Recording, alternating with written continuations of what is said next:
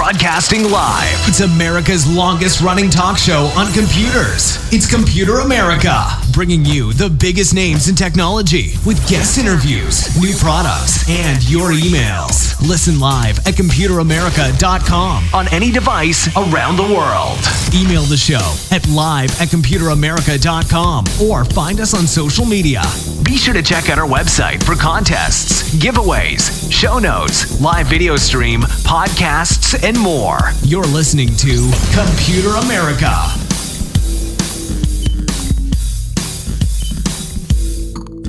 Hello and welcome everyone into the Computer America Show. We are the nation's longest running, nationally syndicated radio talk show on computers and technology. Welcome into the program.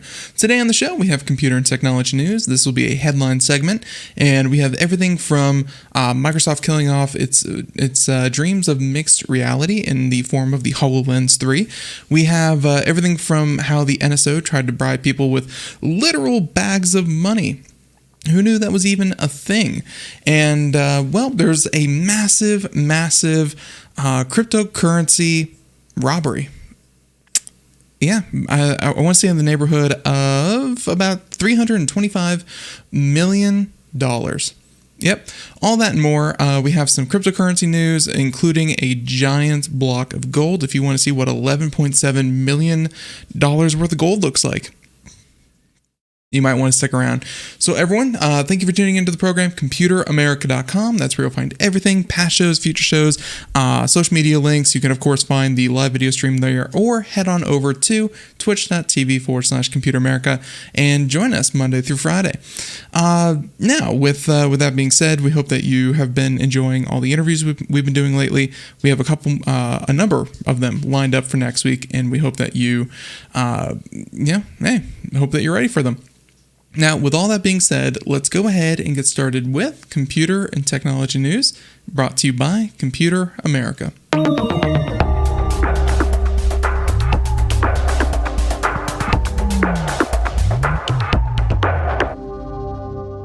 So let's start out with something fun, some good news. Definitely a way to start off the day. And for everyone out there, let's go ahead and give a small round of applause for Nintendo. Why Nintendo? Well, they just beat their own record for the best-selling home console ever. PlayStation 2, Xbox 360, all of the Nintendo Wii, they can all get out of here. Yep, that's right. In fact, we have the Nintendo Switch is the best-selling console ever. And yeah, that just happened where while Sony's holiday console sales were down due to part shortages, Nintendo managed to have a strong quarter with the Switch. And thanks to what it calls with a good start by the OLED Switch, it sold just under 11 million units in quarter 3. Check that out. Far surpassing the 3.9 million that PlayStation 5 units sold by Sony. That of course takes the total Switch sales to get this $103.5 million. I'm sorry, wow, that would even be an incredible number. No, 103.54 million units. And remember, each one of those, some of them were price scalped to hundreds of dollars more, but on average, $300. So, $500 million just in console sales since it launched in 2017, which just surpassed the Wii's lifetime sale of 101.63 million consoles sold. There you go. And with that being said, as for software, Nintendo said it saw the highest quarterly sell-through since the launch of the Switch. Pokemon Remastered Brilliant Diamond and Shining Pearl are leading the games. And of course, you have smash hits like Mario Kart, Mario Party, and Animal Crossing, of course, doing its thing as well. Nintendo also has a couple of new titles coming with new Pokemon. They have Kirby and the Forgotten Land. The point is Nintendo doing very, very well, and I think that we can all appreciate a good console sold and marketed appropriately. And I know that a lot of people look at the Switch and go, "Wow, that's so much hardware wise. It is so much more inferior to PlayStation and Xbox." Yet, hey, they're selling like gangbusters. If you have a good product, it doesn't matter if it's not the best product. technologically, if it's good, people will want it. There you go. So there's story number 1. Story number 2. And this might be a little bit of an obituary where, Microsoft, they're not as infamous as Google when it comes to killing off projects, but they've been known to do it. Microsoft has no problems cutting off parts of the massive organization that they are when things just aren't turning out right. Enter the HoloLens 3. And it was, and its mixed reality team is divided on what strategy should be. Well, mixed reality, for those who don't know, there's AR, VR, and XR. XR is supposed to be the mixed reality. Virtual reality, you completely block yourself out. You create a completely new virtual reality that you live in. So a whole new room, whole new point of view, all new characters, all that kind of thing. An augmented reality is where you still have your current reality, but it's augmented with a layer of information displayed over objects. And the information displayed is very reactive to what you're seeing. So if you see, let's say, a billboard through AR glasses, it would then paste advertising on that billboard because you're looking through it through that new digital layer. Just as a basic idea of what it is. Mixed reality was kind of blending the two. It was, kind of closer to augmented reality with a layer of information over the real world, but it could still pull you into VR and have, objects in midair that you can manipulate with your hands in real life movements. It would react to the environment around you, but it would still be able to generate everything on its own. Long story short, HoloLens 3 was one of the leading devices that the world had for interacting with this. And it was used for things like government programs. I'm sure the military had a couple. I'm sure that training purposes, very, very important. There were a number of applications, but none of them really hit the mainstream. Well, Microsoft spokesperson Frank Shaw denied that the HoloLens is dead, however, calling it a critical part of the company's plans for emerging categories like mixed reality and metaverse. And they added that we remain committed to HoloLens and the future HoloLens development. The company declined to talk about the Business Insider about the reported Samsung partnership. And I think that seems more likely, that there's a partnership that Microsoft doesn't want to develop this alone. And really, Microsoft's biggest problem with any kind of augmented mixed reality kind of headset would be the amount of content, because you can only sell it to so many organizations for training purposes. You can only sell it to so many military applications. They need the ability to have video games on it. They need the ability to have apps, productivity, art. They need that kind of partnership, and it would make a lot of sense if, Sony, of course, has the PlayStation VR. The PSVR 2 was just announced at CES. Yeah, it looks amazing. And I could totally see how Microsoft would form a partnership with Samsung to further that ambition without having to develop everything in-house. And let's face it, at the end of the day, come out with a worse product than what your competitor already has. So there you go. One thing's clear, though. Microsoft has big plans for the metaverse. Obviously, the Activision Blizzard, deal that was made just a couple of weeks ago is big proof of that. And gaming is going to be a central pillar of what Microsoft is all about. I don't know. Just safe to say that the HoloLens might not see an actual version 3. Instead, I'm betting that this technology, whatever patents, whatever they've developed, gets rolled into another product and a partnership is made. That seems to be the more likely option at this point for Microsoft. So there you go. That's personally don't need VR. It's virtual reality, mixed reality, augmented reality. It's almost like going back in time and saying, the personal computer, the internet, the cell phone, the smartphone, these are things that everyone looked at first and said, I don't need this. And guess what? They were all absolutely correct. at the time of their inception, at the time that these things started making headway, yeah, everything was a worse version of what already existed because it had to be kind of ported. There were no real first world kind of first class operations when it came to these things. But when you set the standard, when you have the technology, it's out there, it's prolific, people can get their hands on it.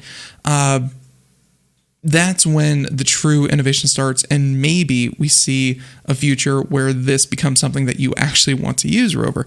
The other side of that coin is, it wasn't really exactly mainstream. You could get it, but it was still very, very expensive. VR, AR, XR, whatever you want to call it, all of it could lead down the road of, 3D TVs. The technology was there. There was some content. Avatar was at its height. Built up a lot of hype around the future of 3D TV. But, it just never really hit. It just never became a household item. And, yeah, so I'm not saying that there aren't use cases where a new technology comes in and fails, because there are many new technologies that come in and fail. But I also think that everything starts out unnecessary, because if it was necessary, we would already have it. Yeah, maybe one day you'll not be able to live without VR. Maybe it'll be that good. Who knows? But everyone, you have to start somewhere. Okay, so there's that story. Story number 2. Story number 3. And this one was oh my God. So sometimes I like to check out Reddit, just to browse and see what people are talking about, because they have a nice little algorithm. They people upvote to, kind of just gauge the interest of what stories are people, at least on Reddit, because I've learned very well that Reddit's opinions are not exactly the world's opinions. But what is Reddit, really concerned with? And when it comes to technology and that whole subreddit, every other story about 7 times was Facebook's having a really bad day. Actually, I think we have, I think we have a recording of what's happening inside Facebook at this very moment. Yeah, okay, so that's about as good as it gets. Facebook is having a rough day. And how bad? Well, about 24%, 20%, a lot of places are reporting, but I know when I looked, it was like 24% of the company completely wiped off. $250 billion. It was $1 trillion company at one point, and now it's just only a $600 billion. What a pauper, what a poor company Facebook is. And by Facebook, I should say Meta, but I'm going to keep saying Facebook. Now, the massive stock drop, which instantly wiped out about $200 billion in market value, shows that Facebook's corporate rebrand of Meta isn't enough to distract investors from the core business of social media. They're saying that not only has user growth across Facebook, Instagram, and WhatsApp essentially flatlined last quarter, but the main Facebook app lost 1 million daily users in North America, where it makes the most money through advertising. That drop led to an overall decrease in daily Facebook users globally, with a company spokesperson confirming the first sequential decline in the company's history. Think about that. This report, or this quarterly earnings report, their user base went from 1.93 billion daily active users down to 1.929 billion daily active users. Ladies and gentlemen, Facebook is essentially a walking corpse at this point. I don't know how they can continue to operate. Sarcasm aside, don't get me wrong, Facebook and the value that Facebook created, and that a lot of investors in this weird stock market that we're currently living through, infinite growth, that was the strategy, to just gain user, never lose any users, and just develop third world countries, provide them with internet, tap into the Indian market, get 1.4 billion additional users there, tap into the Chinese market, get another 1.3 billion users there, continue to develop Africa, get another 2 billion users in Africa. That was Facebook's strategy. And for the first time ever, that seemed to have backtracked quite a bit. Yeah, and by quite a bit, I mean, 10 million is not nothing, but it's not the end of the world.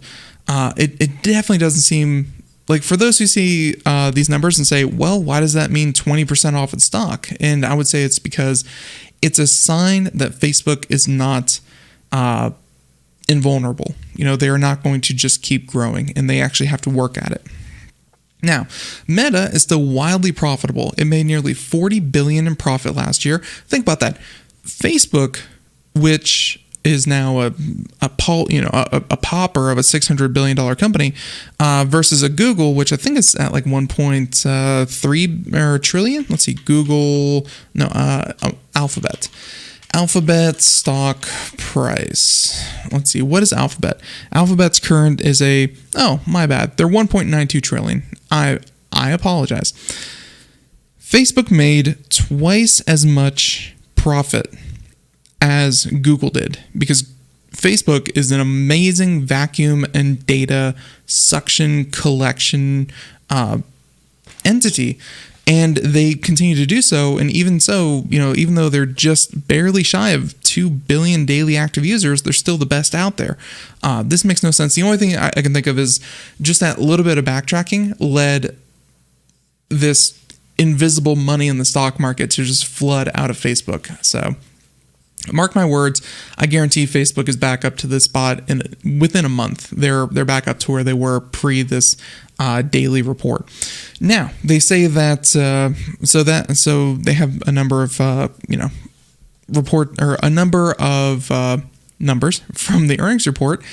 Now they say that, as Zuckerberg said, Meta's next VR headset will be released later this year and be at the high end of the price spectrum.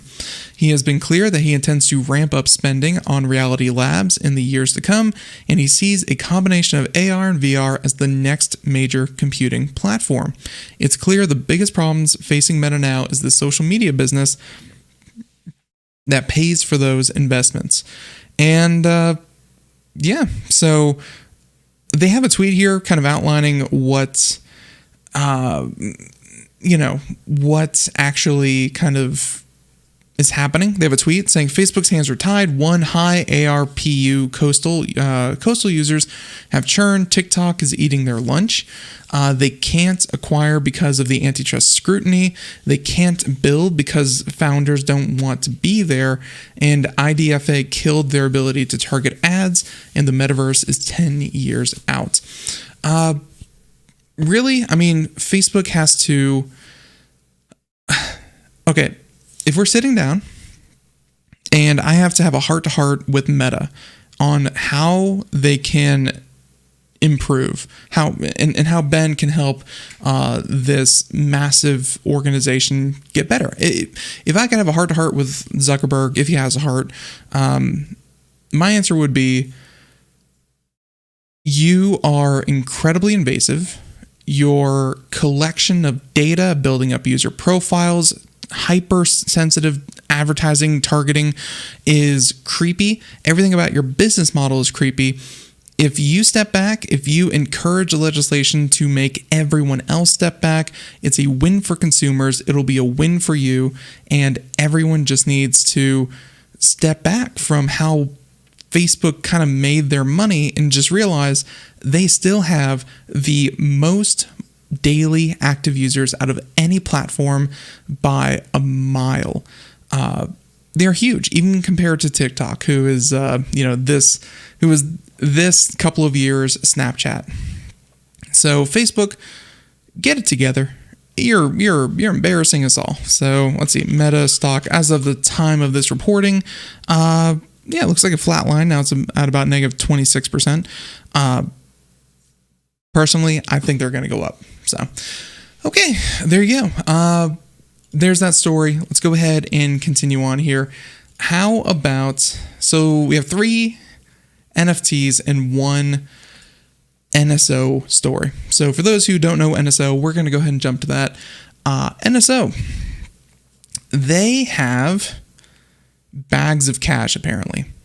So what they wanted, a whistleblower has accused Pegasus spyware maker NSO Group of offering bags of cash. And that's in quotes because that is a literal quote that they used to security company Mobilium in exchange for access to cellular networks in 2017.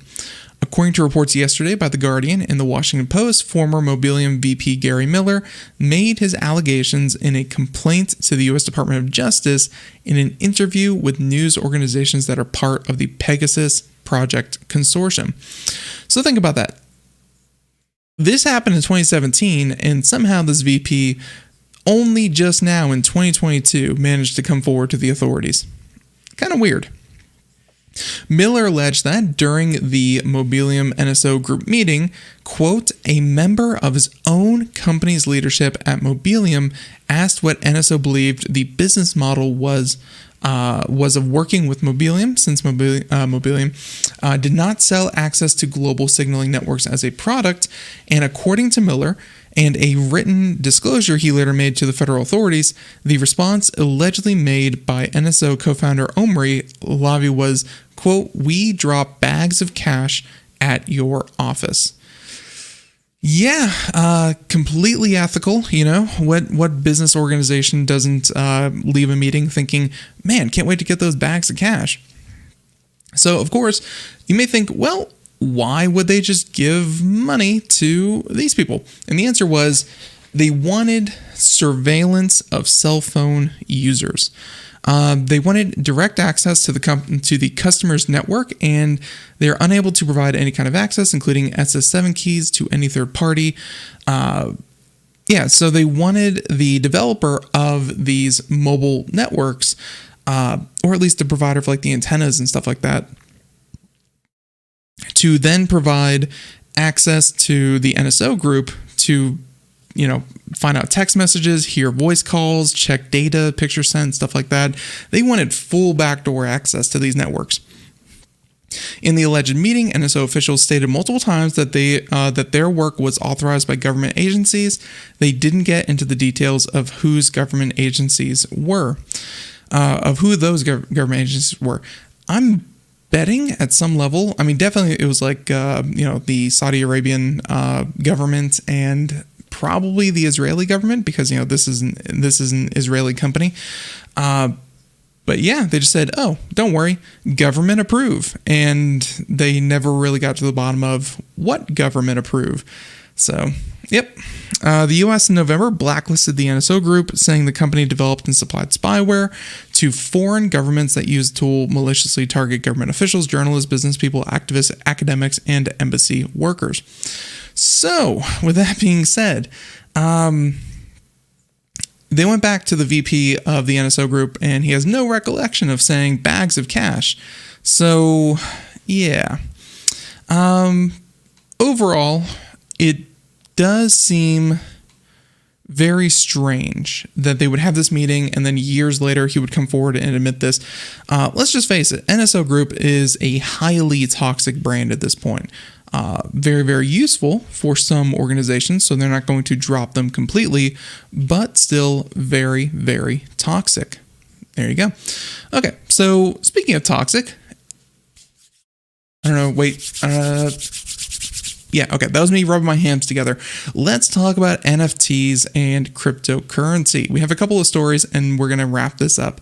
And by the way, Rover in the chat room said, I kind of agree.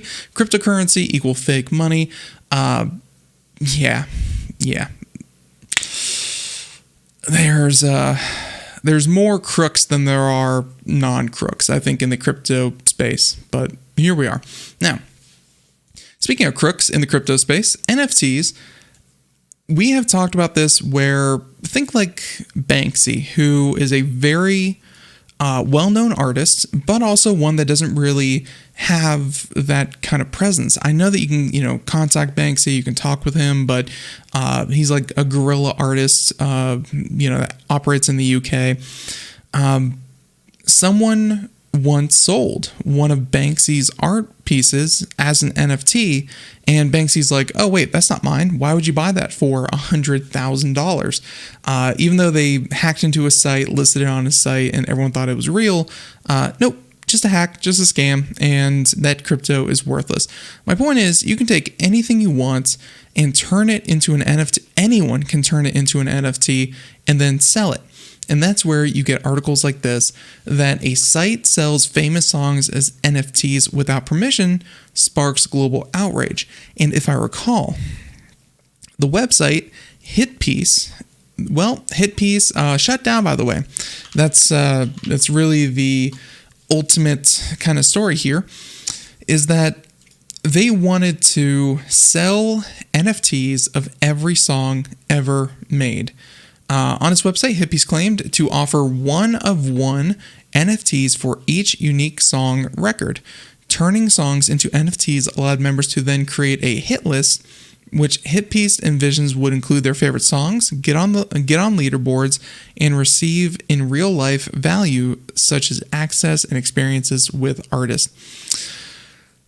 I mean, there's a lot of promises there, and the biggest problem is they don't have a working relationship with every artist on Earth and any artist who has ever lived on Earth.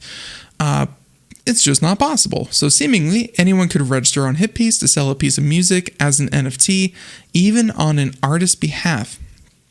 Each time an artist NFT is purchased or sold, a royalty from each transaction is accounted to the rights holder account. So, if I wanted to, register random email and mint a couple John Lennon songs, hey, that's kind of my business. And they didn't really care. They said that it wasn't artists themselves selling their work as NFT. Hitpiece homepage was hawking records from Pokemon and the Tokyo Disney Sea theme park, as well as well-known artists like John Lennon and Muse. But that wasn't all. Seemingly, music from artists of all levels have made it onto the platform without permission. So there you go. The reality is that the immoral, unethical thing is that someone stole and profited off of someone's work without permission. These sorts of scams have existed forever. Now it's utilizing this new technology, but it's a huge scam.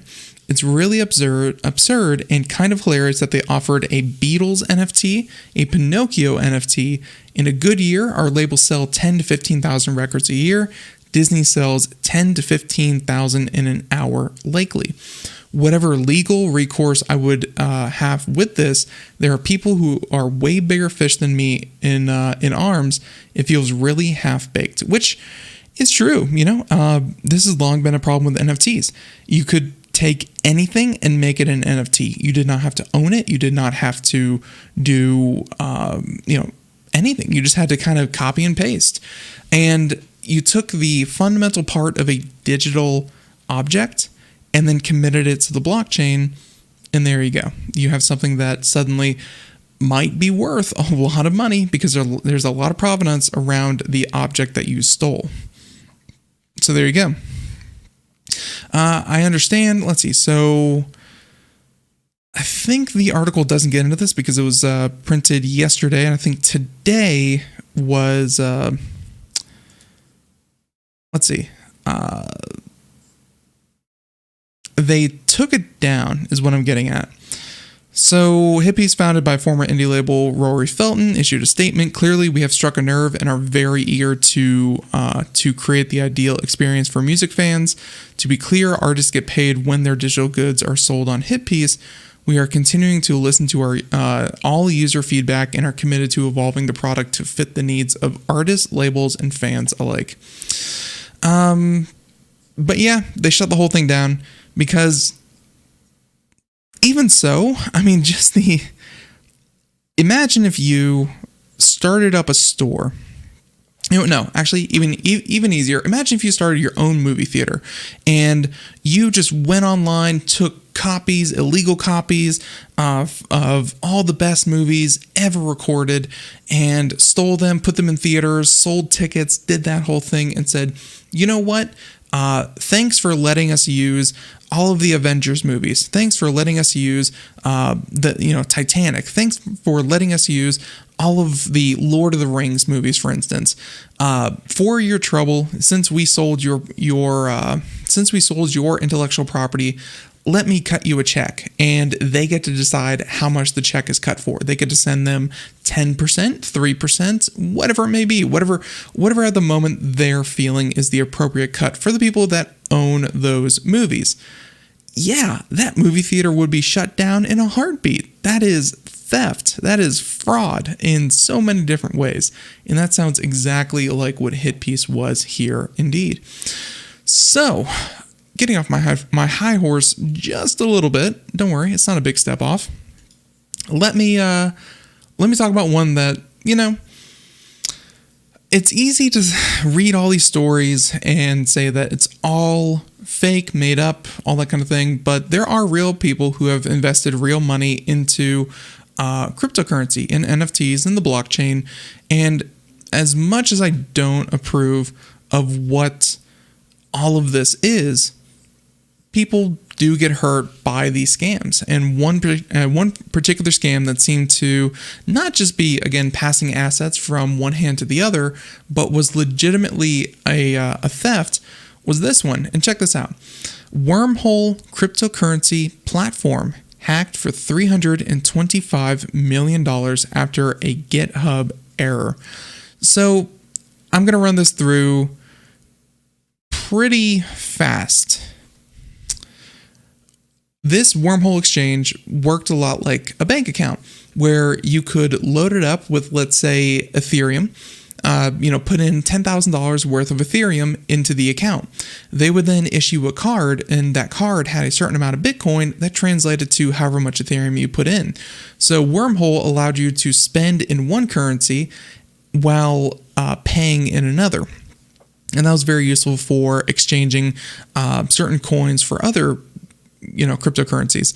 So during the transaction, there was a little bit of an issue where people could apparently make quote-unquote authentic signatures and authorize themselves to withdraw funds from that exchange, because essentially you put a bunch of money in, you can request a bunch of money out, and it acted kind of like a bank for cryptocurrency.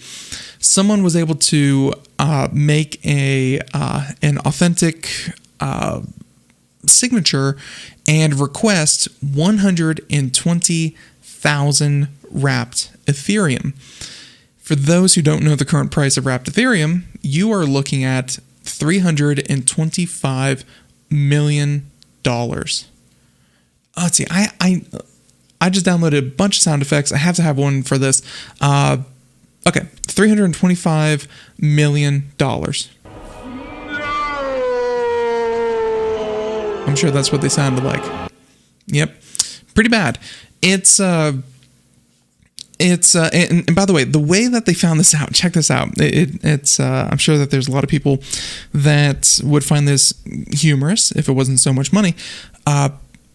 The service behind the exchange posted an update to GitHub that showed all of the open, because a lot of what happens with cryptocurrency is open source, and they have to commit it to GitHub so they can push updates. Well, it was a rather large update, and that got the attention of whoever the thief was. And they thought, wow, this is a much bigger update than usual. We should look into this. Long story short, they looked into it, and it wasn't just a bug fix, I guess it wasn't just a bug fix, it was a security fix. And they're able to read the documentation on GitHub and figure out what happened quick enough. And because it wasn't pushed to the production servers right away, they were able to go in and exploit the fix that had just been published.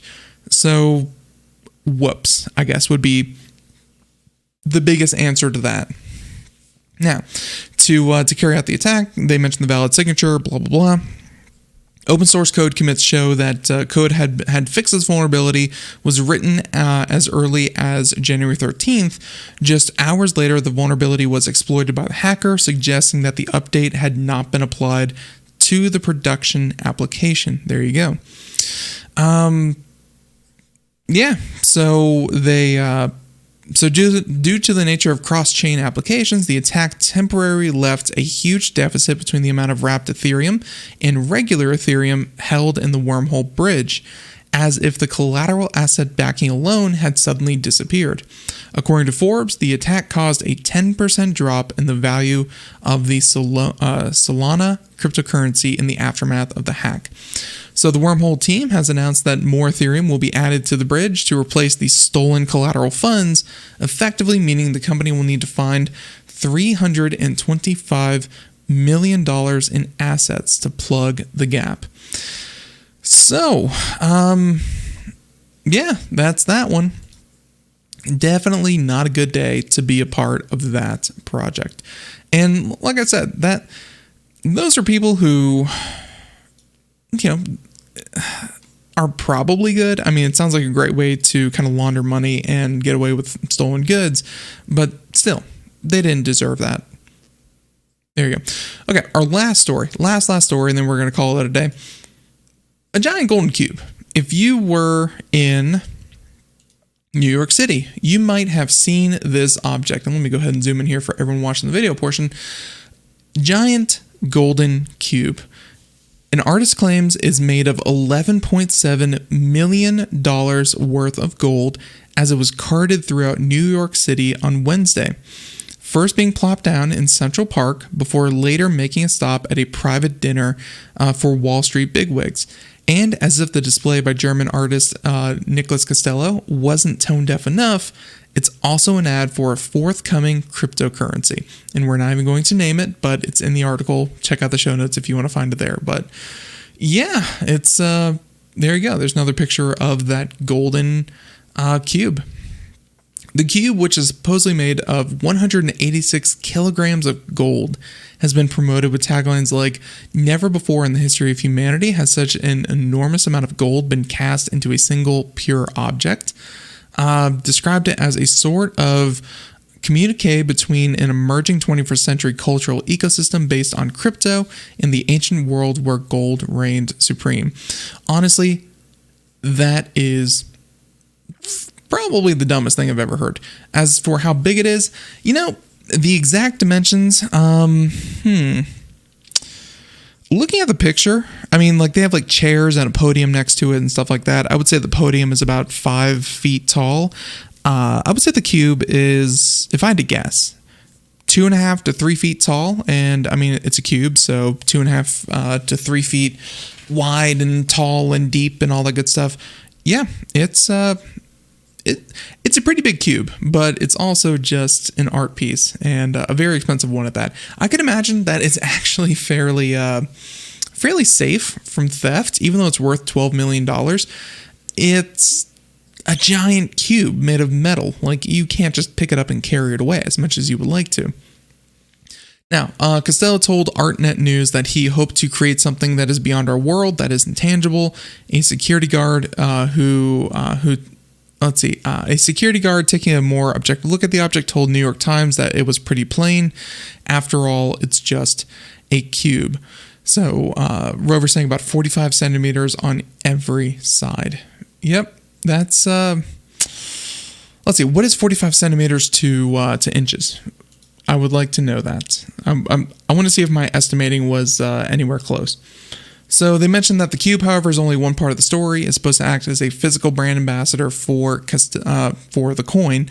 Though details get even weirder, the team behind the coin claims it has gone through the private pre-sale phase already, which funded the gold cube and is now in a public sale phase. To buy the coin, you have to go to the website, and which tells you how much coins are worth, and input a figure above 1,000 euros, the minimum investment.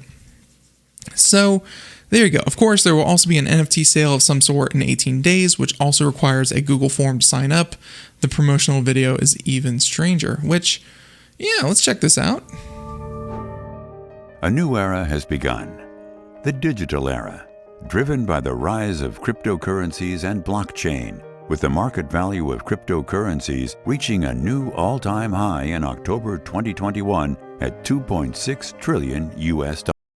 So for those who also can't see the video, it looks almost like a cult-like promotional video as well on top of it.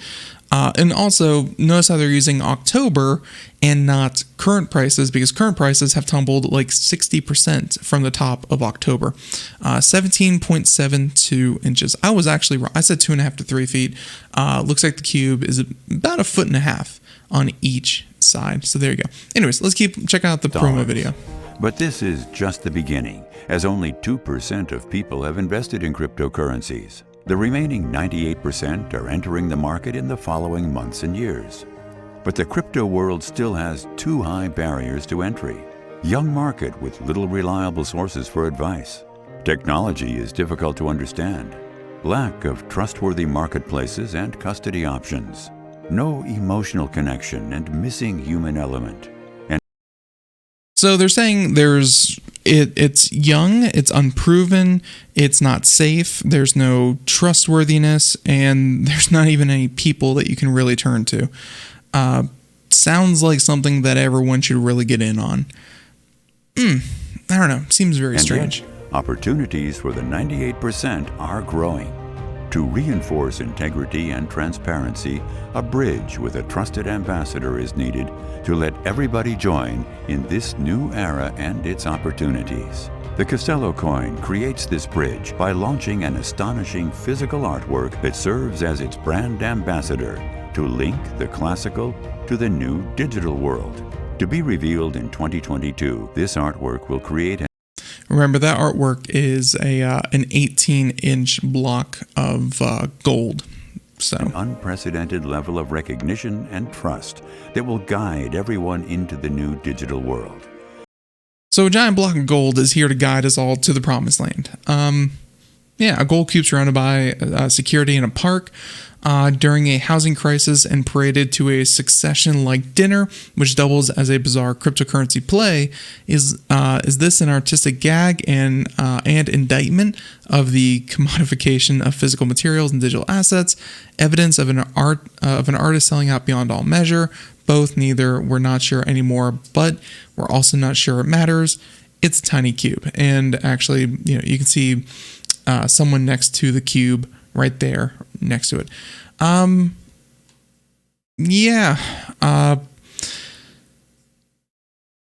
Videos like that and stunts like that really reinforce how much cryptocurrency and NFTs feel like a scam. I'm sorry, not a scam.